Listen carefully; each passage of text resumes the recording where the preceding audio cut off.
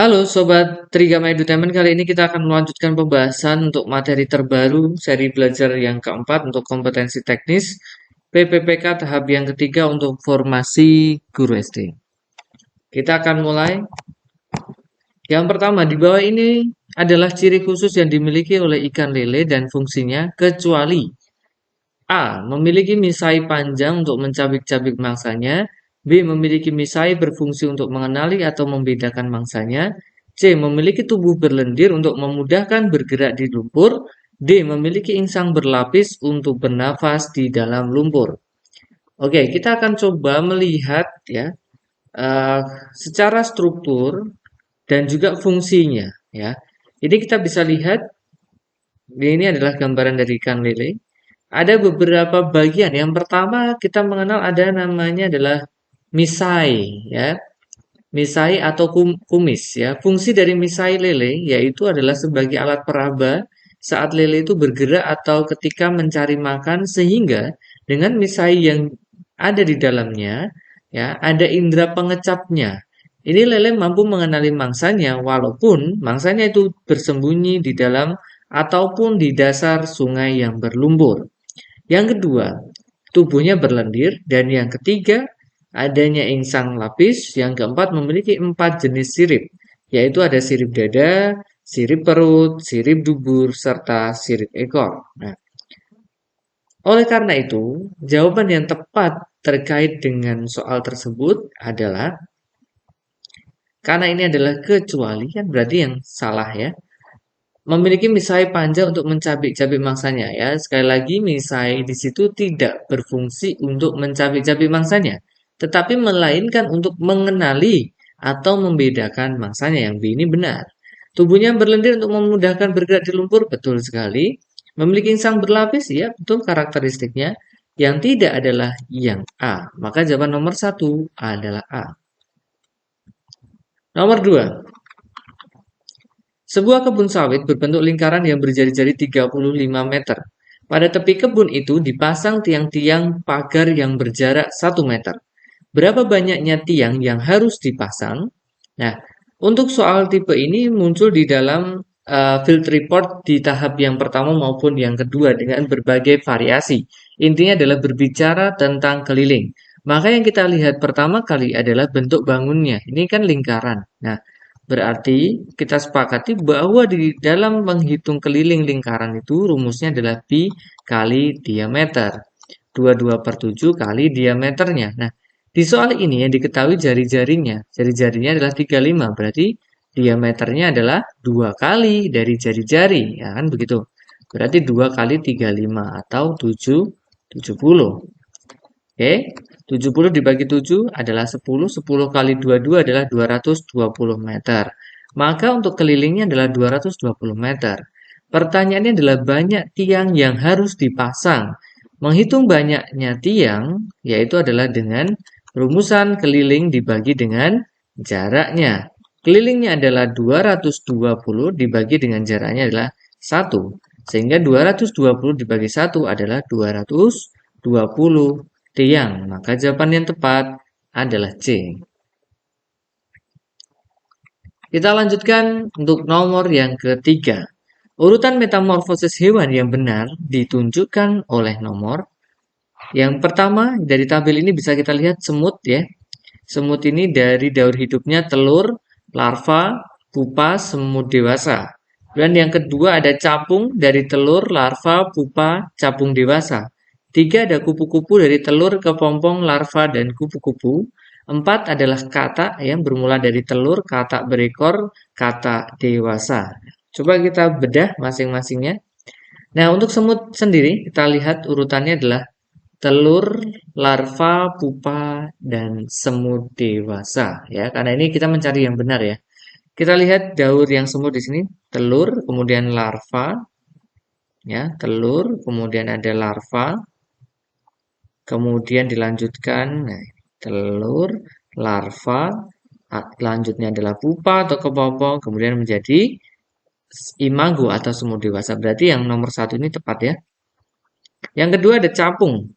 Capung yang tepat ya untuk daur hidup capung itu seperti ini ya, rekan-rekan ya. Telur capung, kemudian menjadi nimfa, kemudian menjadi capung dewasa seperti itu. Nah, tetapi yang di sini telur, larva tidak ada pupa ya teman-teman ya di sini ya. Ya, maka ini tidak tepat ini. Jadi ini salah. Yang ketiga, ada untuk kupu-kupu dari telur, ulat atau larva, kemudian kepompong atau pupa dan kupu-kupu. Kalau di sini telur, kepompong, larva, kupu-kupu salah ya ini terbalik ya. Maka ini juga salah. Yang keempat, untuk katak itu dari telur, kemudian menjadi berudu atau kecebong, kemudian katak muda dan katak dewasa. Ini urutannya telur, katak berekor, dan katak dewasa. Ini kurang tepat ya. Katak berekor dan katak dewasa. Telur, katak berekor, katak dewasa. Ya, ini kurang tepat ya. Kurang masuk ya. Telur, katak berekor, dan katak dewasa. Harusnya telur, berudu atau kecebong, katak muda, kemudian menjadi katak dewasa. Berarti yang tepat untuk soal di nomor yang ketiga ini adalah yang A ya, semut ya. Berarti jawabannya adalah A. Nomor yang keempat, fungsi bagian organ mata yang bertanda X. Nah, ini yang ditandai dengan tanda X adalah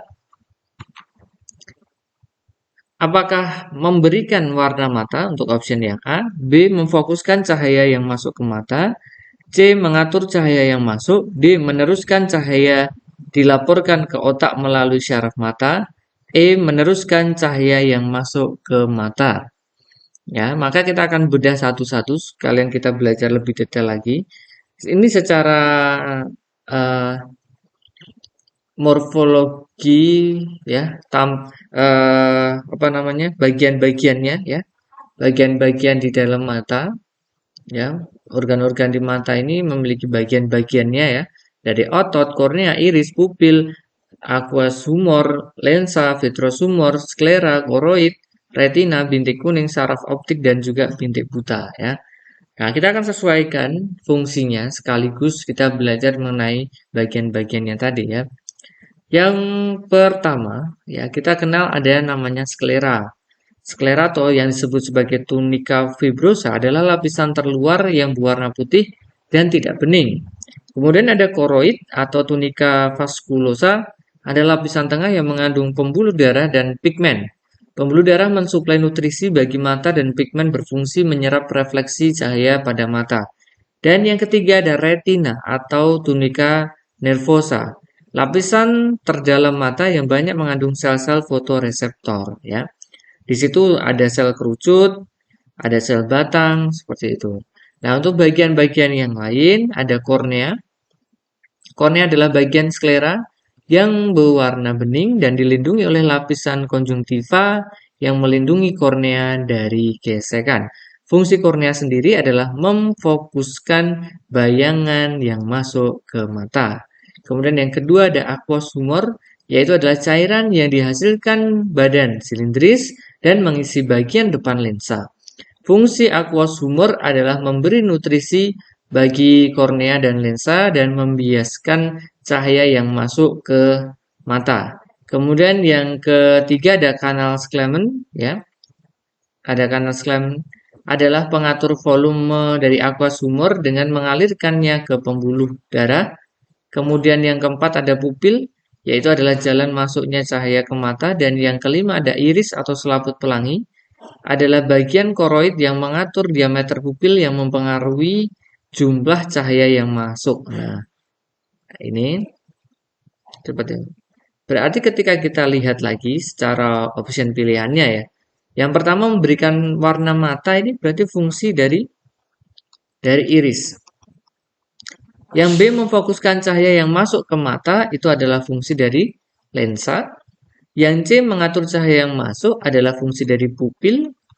Meneruskan cahaya yang dilaporkan ke otak melalui syaraf mata itu adalah fungsi retina. Kemudian meneruskan cahaya yang masuk ke mata adalah fungsi dari kornea. Nah, jika kita amati ya, posisi X ini ada di mana? Nah, di sini ya. X ini adalah retina ya. Retina berarti karena dia adalah retina, fungsinya adalah meneruskan cahaya yang dilaporkan ke otak melalui syaraf mata. Maka jawaban yang tepat adalah D. Oke, kita lanjutkan lagi untuk yang kelima. Luas bangun tersebut adalah, nah, untuk menghitung luas bangun ini bagaimana cara untuk mengukurnya? Nah, berarti kita harus memiliki gambaran dulu secara umum terlebih dahulu bahwa kita sebenarnya seperti halnya kita menghitung setengah dari lingkaran. Hanya saja ini ada semacam lingkaran kecil ya, ada lingkaran setengah lingkaran kecil yang kemudian mengurangi dari setengah lingkaran yang besar seperti itu. Berarti gambarannya untuk mencari luas bangun ini ya, itu berarti luas satu dikurangi luas yang kedua. Nah, luas satu kita hitung secara keseluruhan setengah lingkaran. Berarti setengah dikali luas lingkarannya pi r kuadrat. Berarti setengah dikali 22/7 dikali jari-jarinya adalah 7 kali 7 kan begitu. Coret-coret. Berarti 22 bagi 2 adalah 11. 11 kali 7, 77. Itu luas yang pertama. Kemudian untuk mencari luas yang kedua untuk menghitung kekurangannya kan begitu. Berarti setengah pi R kuadrat. Tapi R-nya ini R kecil ya. Berarti setengah kali 22/7 kali karena ini tadi dia kalau kita bicara tentang lingkaran yang kecilnya, berarti ini 7 ini menjadi diameter. Berarti jari-jarinya 3 setengah. Berarti 3,5 kali 3,5. Nah, jika kita hitung, maka akan dapat 19,25. Berarti berapakah luasannya gitu ya?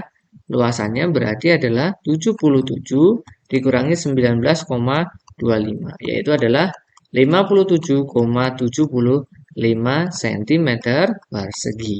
Maka jawaban yang tepat adalah yang D. 57,75 cm persegi.